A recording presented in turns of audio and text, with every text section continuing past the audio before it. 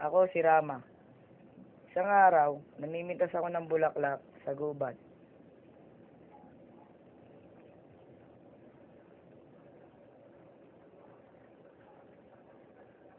Hindi ko sinasadyang makita si Sir Panaka.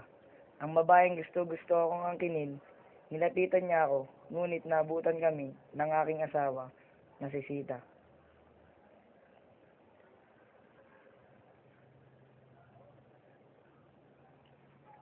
Hindi ko akalain na manghihingi ng tulong si Sir Panaka sa kapatid niyang si Rabana na hari ng mga higante.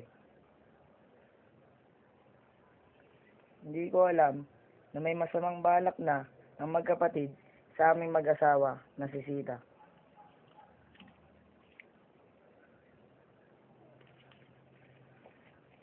Kinagabihan, iniwan ko si Sita sa gubat dahil may nakita siyang gintong usa at ipinahabol niya ito sa akin.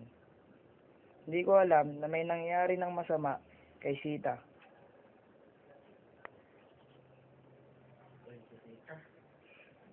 Nang ako'y bumalik, di ko na siya nakita.